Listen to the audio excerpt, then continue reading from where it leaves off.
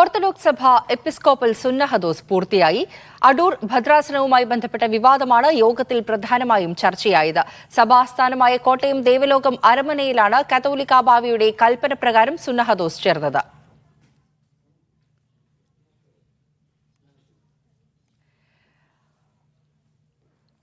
Orthodox സഭയുടെ episcopal സുന്നഹദോസാണ് പൂർത്തിയായിരിക്കുന്നത്. Adoor ഭദ്രാസനവുമായി ബന്ധപ്പെട്ട വിവാദം അതാണ് യോഗത്തിൽ പ്രധാനമായിട്ടും ചർച്ചയായത്.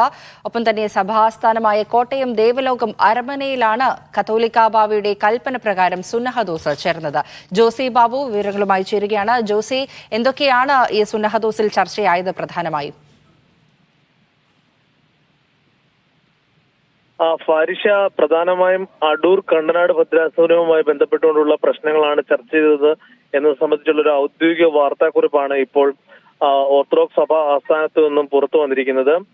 നേരത്തെ ഈ അടൂർ ഭദ്രാസനവുമായി ബന്ധപ്പെട്ടുകൊണ്ട് ഉയർന്നു വന്ന പരാതികൾ അത് ഗൗരവതരത്തിൽ സുന്നഹദോസ് ചർച്ച ചെയ്തു എന്നാണ് വാർത്താക്കുറിപ്പിൽ അറിയിക്കുന്നത്. പ്രധാനമായും അവിടുത്തെ മെത്രോപൊലിത്തയുടെ ഡ്രൈവറെ ഒരു സംഘം ആക്രമിച്ചു എന്നത് സംബന്ധിച്ചൊരു പരാതി ഉണ്ടാകുകയും ആ പരാതിയിൽ വിശ്വാസികൾക്കെതിരെ കേസെടുക്കുകയും ചെയ്തിരുന്നു. ഇത് സംബന്ധിച്ചുള്ള പ്രശ്നങ്ങളെല്ലാം പരിഹരിക്കപ്പെട്ടു എന്നാണ് ഈ വാർത്താക്കുറിപ്പിൽ അറിയിക്കുന്നത്. അതേസമയം നിലവിൽ ഗൗരവതരത്തിൽ ചർച്ചയിലുള്ള ഫാദർ ഷൈജുവിന്റെയും അതോടൊപ്പം ഫാദർ വാഴക്കുന്നതിന്റെയും വിഷയങ്ങൾ ഇന്നത്തെ സുന്നഹദോസിൽ ചർച്ചയായില്ല എന്നതാണ് ഇപ്പോൾ പ്രാഥമികമായും അറിയാൻ കഴിയുന്നത്. അതിന്റെ വിവരങ്ങൾ പുറത്തു വരുന്നതേ ഉള്ളൂ. ഇപ്പോൾ നിലവിൽ ഈ അടൂർ ഭദ്രാസനവുമായി ബന്ധപ്പെട്ടുകൊണ്ട് ഉള്ള കാര്യത്തിൽ ആണ് ഔദ്യോഗികമായി സഭാ നേതൃത്വത്തിന്റെ ഭാഗത്തു നിന്നും ഒരു വാർത്താക്കുറിപ്പ് പുറത്തു വന്നിരിക്കുന്നത്.